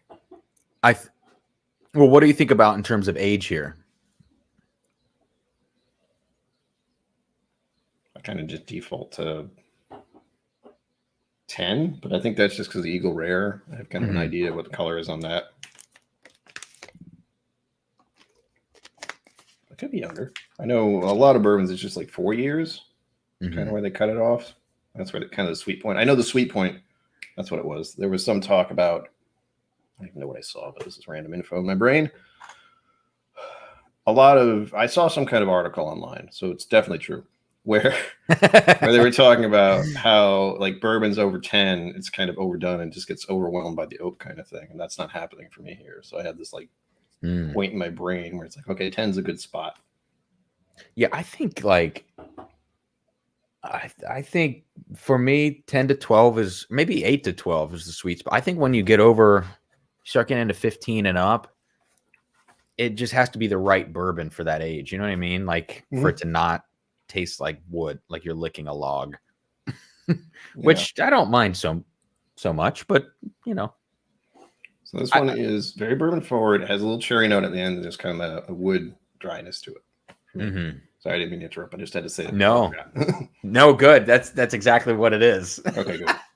That's exactly the tasting notes I would give. And I know Daniel in here loves this pour. This is a controversial pour, though. I do like it. I'm not gonna pretend I don't.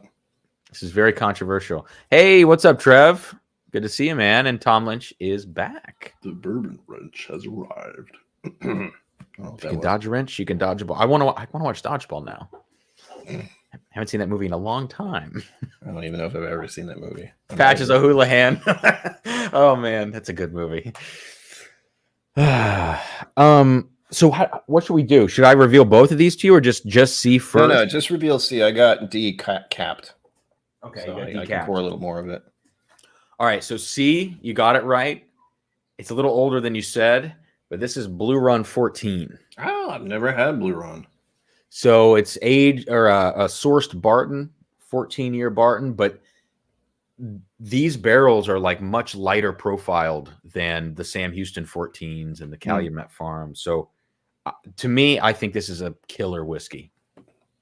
Hold on. I really like it. Blue what? Blue Run 14. At least I hope that's what was in your glass C. But the way you described it, kind of bourbon. It's very good. I like it. I'll put that on my list. Oh man. All right, so I have one more from you. Let's see.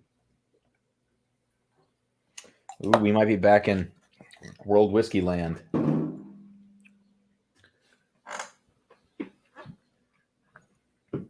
We've got a nice goldenrod on the color chart. Daniel, oh my God, okay, I smell this already. It's already filled up the room. Yeah, I said, make sure that one's last. Yeah, Daniel does like Blue Run 14. Trev's been in the pool. Weeks worth of rain incoming. I know.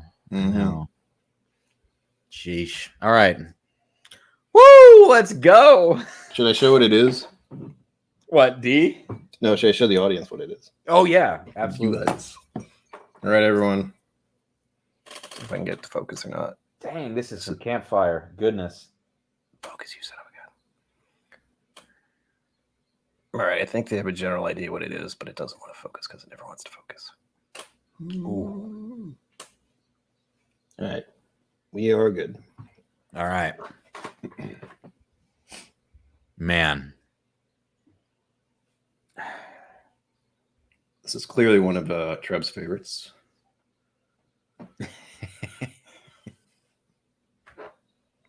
So obviously, this is definitely an Isla. Yeah. It's high proof.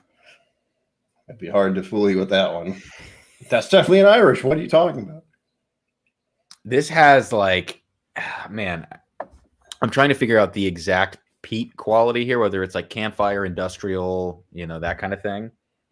I only sent this one because you said you were into the peat. So I was like, yeah, I got a few of those. I got like 6 or 8 of them. It feels, man. I don't think it's Lafroigy. I think it's more Ardbeggy. But I don't know. Sugar Kitty, what gave it away? Killed one the other night. Got to take a road trip and replace it. Interesting. I think I know some places where I could get this one, but I haven't hunted it down. There's one I saw that I want to get, but I'll tell you that after this because I don't want to give you any more clues.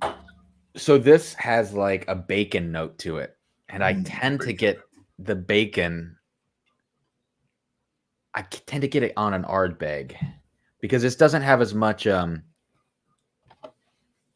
Damn, dude, I don't know. Lagavulin also gives me some bacon, but I don't think this is a high proof Lagavulin. I can't even think of when they did that, if they have done that recently.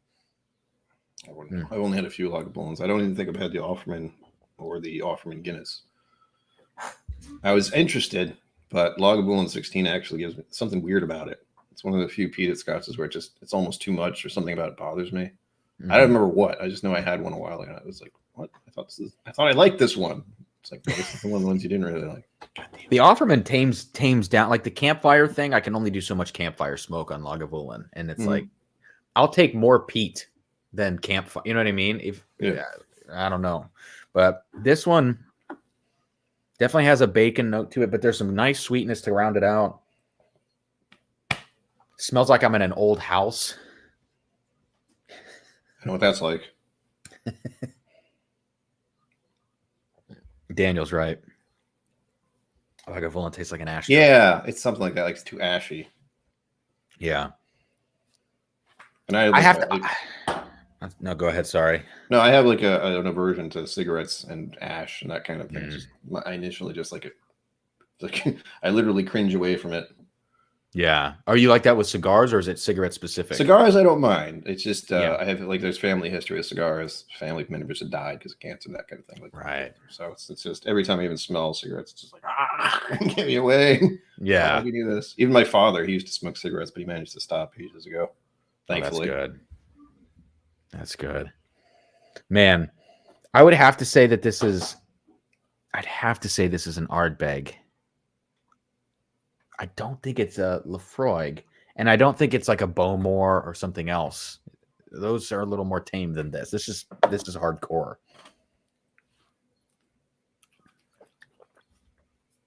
I really like this Blue Run.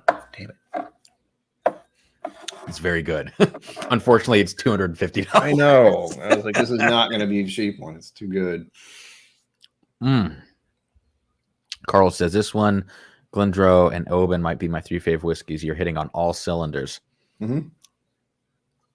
You know, Carl, based on that comment, I know you shouldn't give things away, but I'm going to use your comment to make a guess here because I know what Carl likes.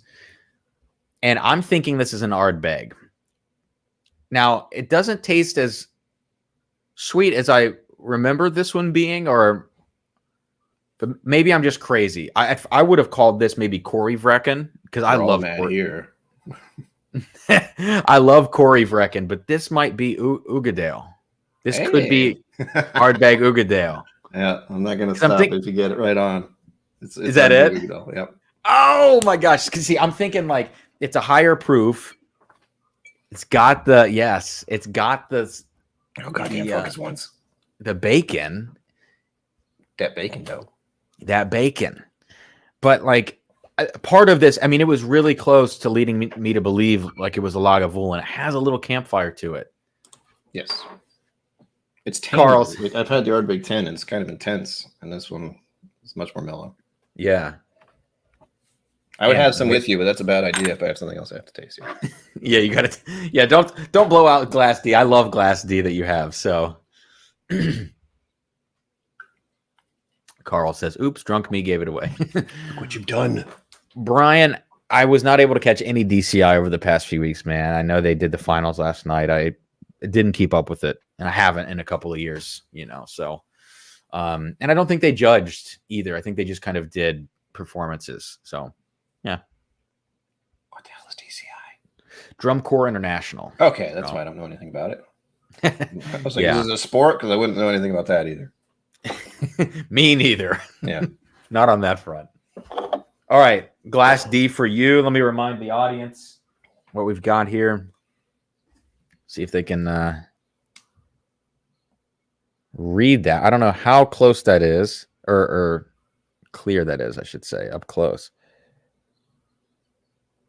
And I'll get it off the screen. All right. I feel like one of those monkey statues where I'm just covering my eyes and then I need to do this. The little emojis. Yeah.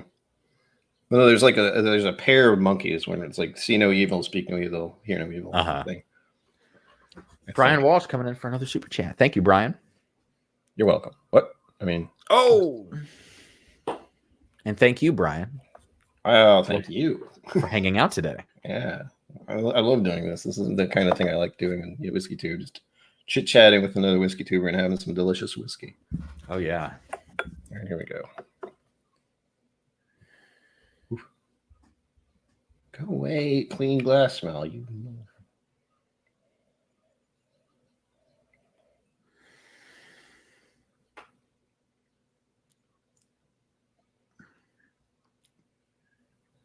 Ooh.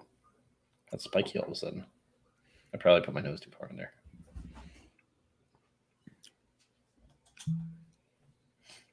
Daniel, I have 2 backups of Bottle D, and I unfortunately have paid too much money for them. Ruh-roh. That doesn't really tell me anything, but I do have 2 backups. I'll get there someday. I tell you what, I have spent too much dang money. In the last 6 months, it has gotten a little out of hand. It does. If that happens. Yeah. I've been pretty. I haven't needed to do it because I got a bunch of samples when I went to Irene's and met a bunch of viewers. some who are in chat right now. But I was given, what was it, 6 bottles by one person, and then I had at least 2 other bottles and maybe 20 odd samples that was given. So I'm good. I don't need to buy anything for a little bit. It still happens. Like I walk past the bottle and do one of these little cartoon things where it's just like I'll be thinking about it real hard for all of a minute. Yeah. I'll jerk myself around like, don't do it. Oh, Daniel, you need to open it, man.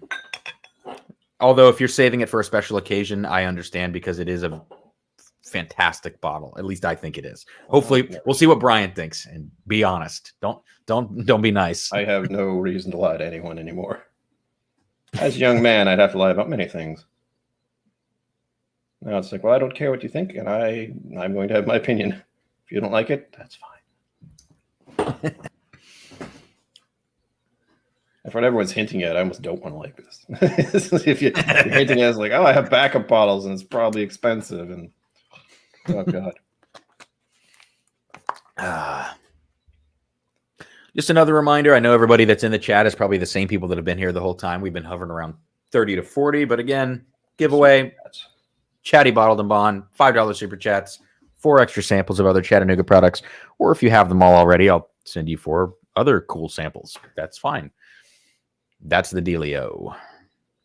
It feels like there's a good amount of cinnamon on this one. It's something that's like, I don't even know how to explain it. It's like sharp and spiky, just kind of like that in my nose. There's like, for me, I get like a light syrupy quality to this, but not like maple, like a light fruity syrup with like rye spice that pokes through. Yeah. That's happened before. Like rye will give me that spiky kind of feeling. Carl doesn't pretend to be anything he's not except sober. There you go. Been waiting to end my IV antibiotics so I can start tasting the 15 bottles of unopened rye. I bet that is a horrible tease. Ooh, it's a lot of rye.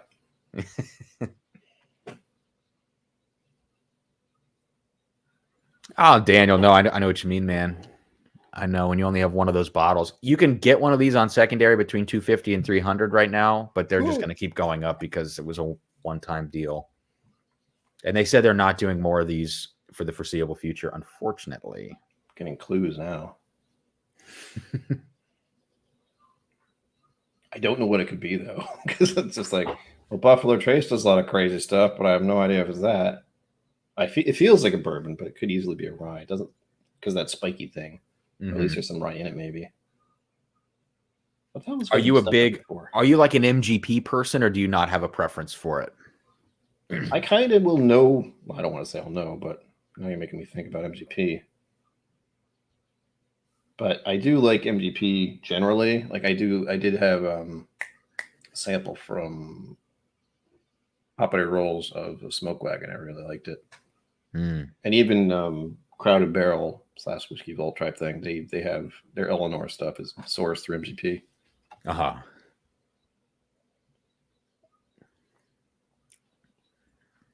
you're making me think about it, but I don't understand why wouldn't MGP become stupidly expensive is my question, if that's true, which I don't think it is. I could be wrong.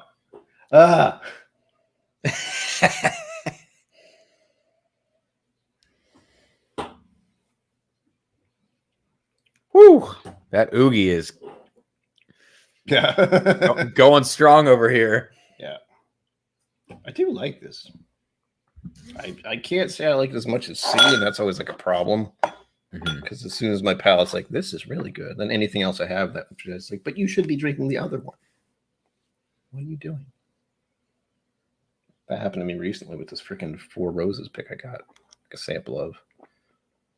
Barrel strength? Yeah, I think it's one of the Yellow Label single barrel things.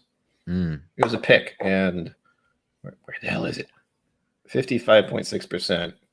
I have never had a Four Roses that good. Like if you watch the video I did or the stream I did, you can watch me just instantly be blown away by the pour I had. I was comparing some Four Roses. I don't remember why, but it was the single barrel, I should say, the small batch select, and then that. and that just blew it away. Like I had that, and I was like, wow. Does it say which recipe it is? I don't think it does. It gives the kind of the idea of where it was. So it's RS71-1A. I'm going to try to keep that in mind. I think it's Rickhouse R. If they even have one. The south side, and then the rest of it is kind of like the location of where it was. 71-1A. I looked it up for the stream, but yeah, I've never been able to get any of those here in Ohio, and Dave Rosas, like one of the guys that is on my Patreon, who's been just awesome about sending stuff. He sent me at cost 2 of those picks, 2 bottles of them. And one is and I had never really gotten into them since I've never tasted them. So like the tier 1, tier 2, all that stuff didn't mean anything to me with those picks. But he sent me a tier 2 OBSK, I think is what it is, and it was like good. And then he sent me a tier 6, which I guess are crazy expensive on secondary. Tier 6 OESQ, and it is like those are some of the best whiskeys I've ever had. Like the tier 6 stuff, these Four Roses picks, and I don't have the money to get it. The OESO and the OESV are like the crazy ones, like $400 to $600. Like I'll never get those, you know. But man, I'm just happy with what I can get. You know, the single barrels are generally easy to get. The select I could buy, except that's a little higher than I'm able to afford. And I can always just default to the small batch and be fine with that. Yeah, I like that single barrel more than the select. I don't know why. I think they're pretty close. Again, I did the stream, so I don't remember exactly what I thought. I think I like the select a little more. I don't remember why. But either way, the sample blew it away. And I can never have any of that ever again. So that's nice. That's nice to know. But at least I have a kind of an idea of what I should look for in the future. Like if I have any idea of where, like the placement, whatever, just the general kind of like, I really like that one. This one's good, but I still like C better. But it feels like there's a little more rye to this. I'm getting the spikiness and kind of almost a peppermint mint thing out of it. Just weird me out. No, I'm with you on that. Tom, I'm with you on the Four Roses single barrel, and Daniel, imagine the price of a tier 6 OESO. Those are usually $600. I'd say $500 to $650, depending on the pick, depending on the age. Yeah, I'd like to pay my rent this month, so I'm not going to buy one of those anytime soon. What's funny is like the tier 6s of other recipes will only be $200, $250. Only, you know, well, like in comparison to like yes. But everybody loves the. My brain is like, I spent $25. Damn it. Damn it, Bobby. Yep. Bobby. Daniel, man, yeah, those are expensive. I've never had an OESO. I had a sample of OESV that Keith Schmidt sent, and the OESV was ridiculous. East 78-210. Thank you for the super chat and entering the giveaway. The finish is nice too. It lingers. That spiciness lingers. It's only a little bit dry. See, I actually like this bottle a little bit better than the Blue Run, but the Blue Run is definitely more classic bourbon. Like, yeah, like I said, it reminded me of Elijah Craig. So yes, when you said that, I was like, I totally see where you're coming from. Do you want to do the reveal on this? Oh, go ahead. Yeah, I'm not the one that was like, is it this brand? I have no freaking idea. It just tastes good. All right, so this is Bardstown Bourbon Company, the apple brandy finish. Really? Yeah. Not apples at all. But this is 11-year high rye MGP finished for 18 months in apple brandy barrels. But the apple brandy that they use from those barrels, I'm pretty sure it's a fairly young apple brandy. So the influence is not going to be crazy. Like it just kind of sweetens it up a little bit and adds like a syrupy texture or sweetness. But the MGP rye is like there the whole time. There is like a thread, but it goes like that. Yeah. So for me, like I haven't had many other Bardstowns though. That's the thing. Yeah, like their discovery stuff is great. Like my favorite bottle from them and favorite bottle of whiskey of all time is the Chateau de la Bade. And to me, this, I'm not going to say it approaches it in terms of quality, but it's the same idea. It's like similarly aged MGP finished in a, similar kind of barrel in a way. But the Chateau de la Baude is just, the Armagnac is so much older and better from the barrel that they finished it in, where this apple brandy is young American apple brandy, But either way, those are two of my favorite Bardstown bottlings, I would say. But yeah, this one is, it's like 250, 300 at this point. So that's why I've never had a Bardstown, just for clear. One, I haven't really seen them, like New England area, I just haven't seen them on the shelf at all. Right. And then even if I did, it's like, hey, okay, moving on. Have you tried any of the Discovery? Like, have you had samples of any of them? I've had a few samples of the Discovery, but I don't think any of them really blew my mind. And they didn't even make me think of MGP. Like you were saying MGP, and there's something specific about some MGPs. And also we're going off the fact that some of my first introduction to MGP was from Texas whiskey from Crowded Barrel. So there's something about that that's immediately just slides into it. So I know I could kind of pick that out on Smoke Wagon because I'm kind of the same sort of heat levels and such. But as far as this, I would have no idea. I mean, like a lot of the... Also, what Bardstown did with the collaborative stuff when they're finishing these, it's either MGP or Dickel. They go between the two, and so it's like the more sought after ones are always the MGP finished, and then the Dickel ones, which was like they did like a walnut ale cask finish with Dickel. People weren't crazy about trying to find that or some of the others, but then like the Chateau de la Baude, the apple brandy, they did a sherry finish, but I thought it was just too sherried. Like it just tasted like, just sherry basically. And that was like, to me, a waste of 11-year MGP. Yeah. But the Discovery stuff is such a mix of things that I don't think I would pick out MGP in any of that except for batch 3, Discovery 3. You can kind of taste it in there. But by and large, yeah.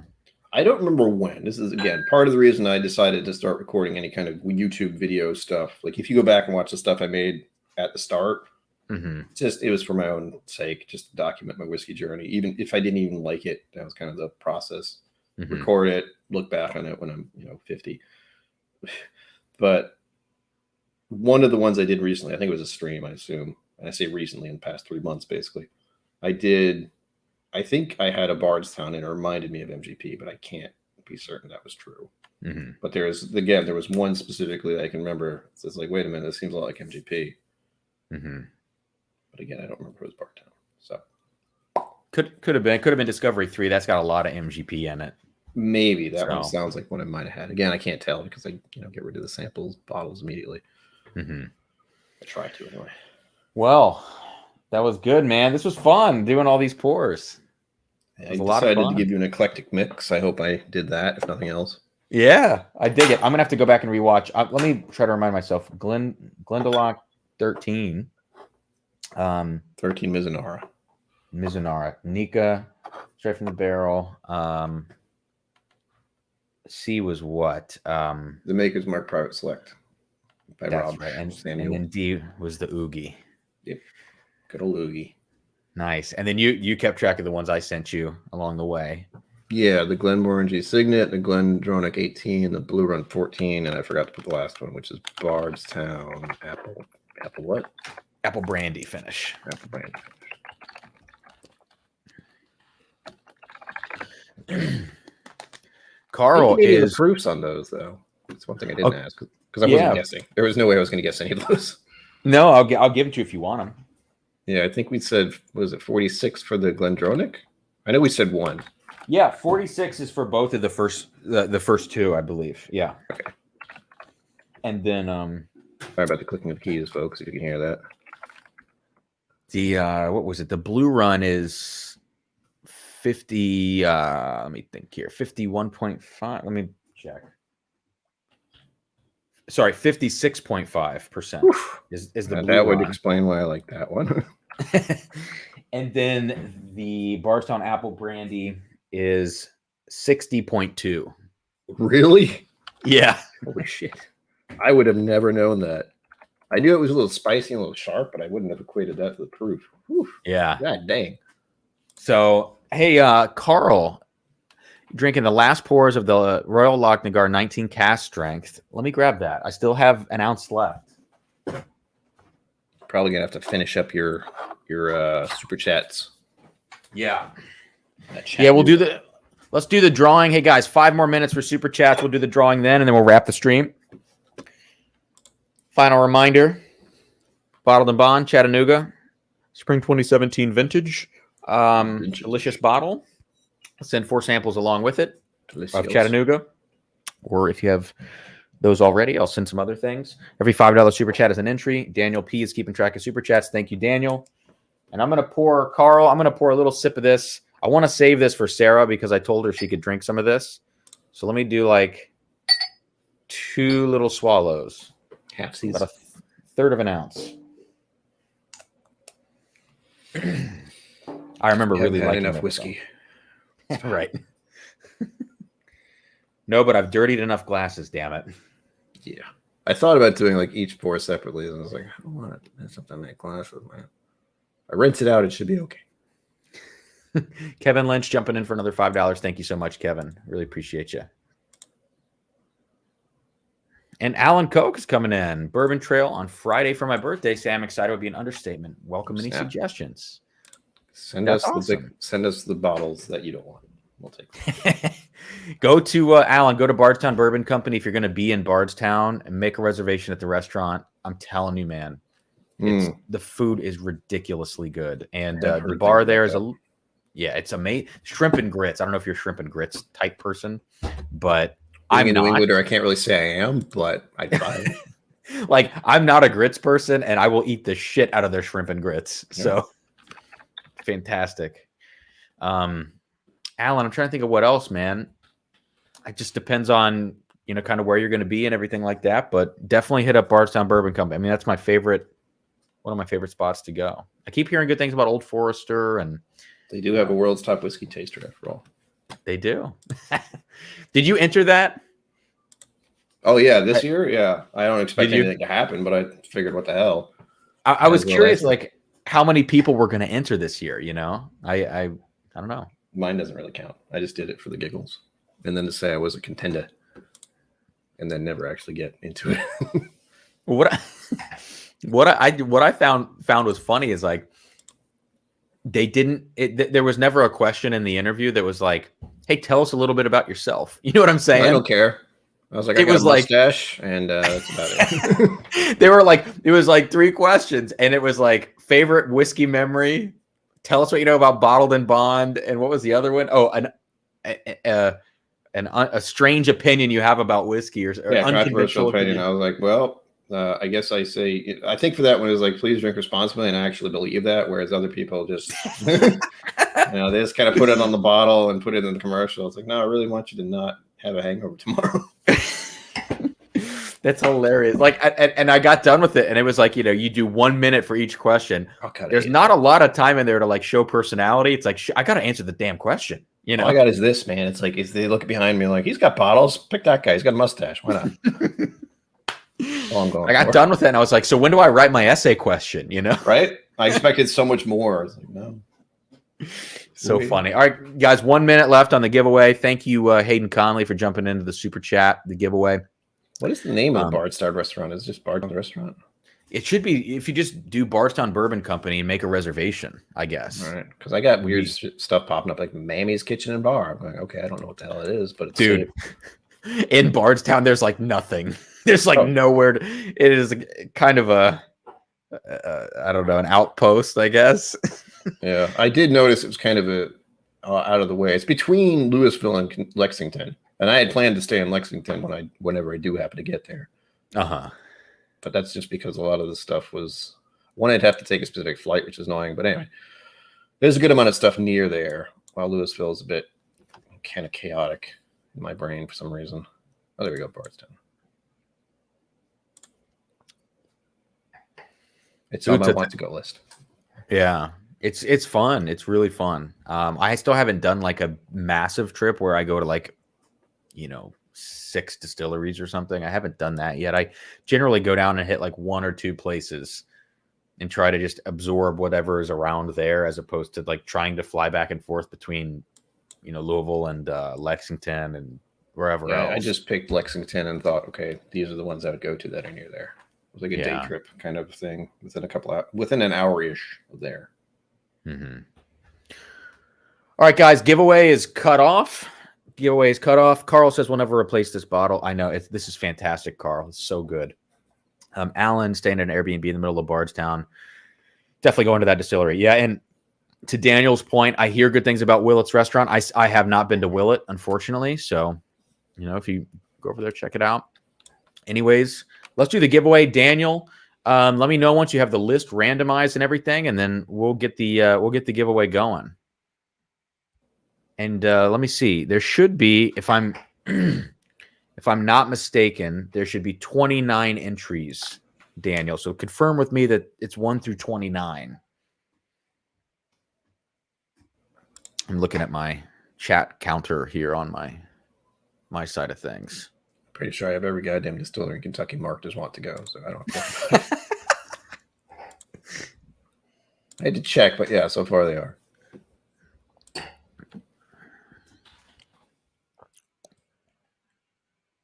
Oh, that Sherry Baby song stuck in my head. God damn it.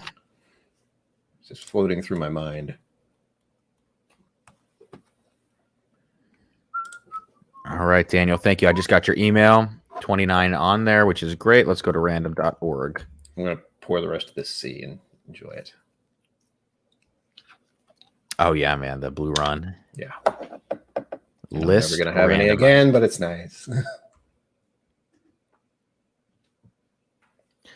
Okay, guys, I'm going to randomize this list. I will share my screen on here. Hopefully I can do that correctly. And okay, I'm just running it. They're good. All right, I ran the list 10 times. I ran the randomizer 10 times. Let me pull this up here. See, I thought I did a lot with 7.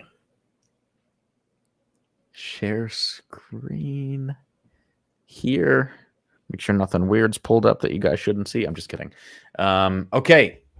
There's the list. So let's do it. We're gonna have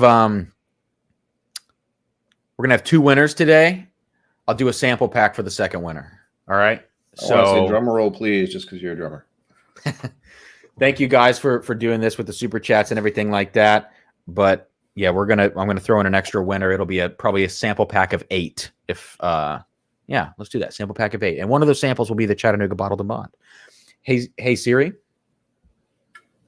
This is going to be for the second prize first. Hey, Siri. Pick a number between 1 and 29.